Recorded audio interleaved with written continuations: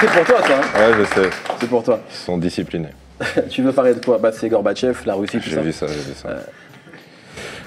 Donc, ces derniers jours, on a eu droit... Ah, tu veux que je dise le thème, c'est ça? Non, tu fais ce que tu veux. Okay. C'est toi le chef ici, tout le monde le sait. Je sais.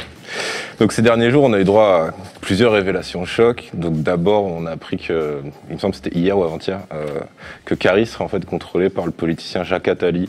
Donc c'est ce qu'a révélé un génie de l'investigation qui était interviewé par Pascal Légitimus, je crois. Non, c'était Tepa, ancien rappeur spécialiste tout ça. D'accord, parce que j'avais plein de vannes sur Légitimus en fait. Voilà.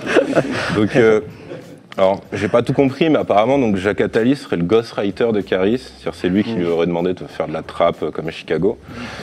Puisque, comme chacun sait, c'est en imitant des mecs qui font la moitié de ton âge à l'autre bout du monde que tu perds dans la musique, puisqu'on l'a vu avec Dossé qui a immédiatement signé chez Def Jam un contrat de plusieurs millions de dollars, alors qu'avant il crevait la dalle à Orléans, mais ça va plus loin.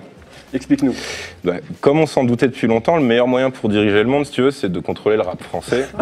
Bien sûr, oui, si évidemment. tu contrôles des gens qui font à peine 100 000 ventes les jours de fête, l'étape d'après, tu diriges le monde. Tu te penses vraiment ça? Je l'ai vu dans un documentaire en fait. Quel documentaire? J'ai plus le titre, mais il me semble que c'était un épisode de Minus et Cortex, tu peux le trouver sur YouTube. Okay, d'accord. Et alors, après enquête, c'est vrai que Caris dit dans 63 AMG, il me semble, Illuminati en triangle comme la fente de ta chatte. Donc apparemment, ça se confirme, il y a bien un complot mondial. Un complot mondial qui vise à quoi exactement? Baiser des chattes apparemment. Donc les chattes, c'est ce qui nous amène au point suivant, puisque récemment on a eu le clip Only de Nicki Minaj qui a créé la polémique. Alors pour la première fois, en fait, elle monte pas ses fesses, il me semble, dans la vidéo. Mais en fait, on la voit pas. Voilà. Et là, tout bascule, puisque perturbé par l'absence de fesses, le public ne comprend pas. Et certains y voient même une référence à l'esthétique nazie. Alors là, il faut préciser que c'est pas un compliment en fait, parce que j'ai vu des mecs un peu suspects dans le public aujourd'hui. Des accusations de nazisme, donc c'est ça que tu es en train de faire. Ouais. Alors jusque-là, c'est pareil que ceux qui voient des trucs Illuminati chez les rappeurs, mais dans l'autre sens, hein, c'est l'équipe adverse, quoi, si tu veux.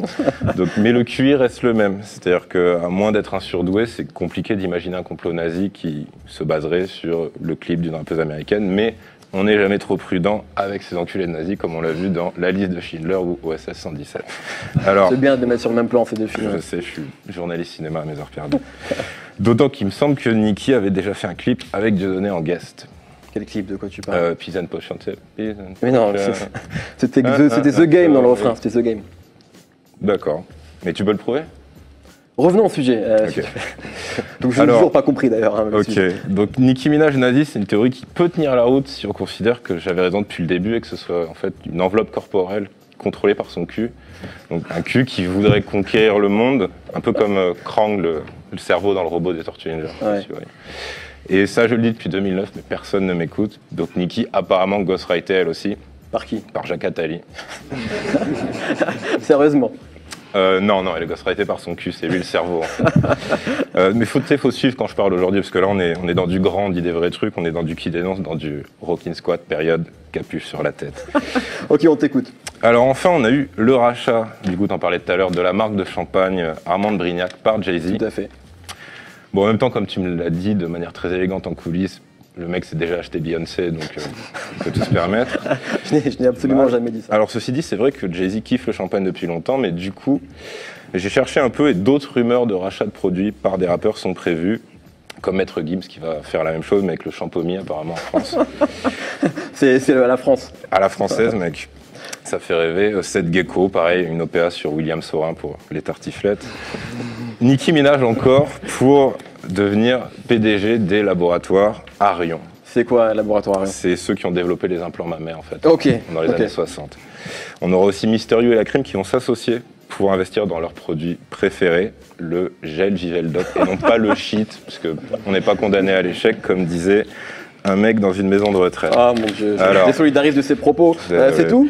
Non, après, tu sais, j'avais Cool Chain qui s'est resté un slip, Youssoufa qui s'est acheté du shampoing, Zifou des couilles, Fababi un cerveau. Mais je suis pas convaincu par ces vannes, je trouve ça un peu méchant. Voilà. Effectivement. Et alors, on a un invité, Dossé. Qu'est-ce qu'il pourrait racheter, Dossé?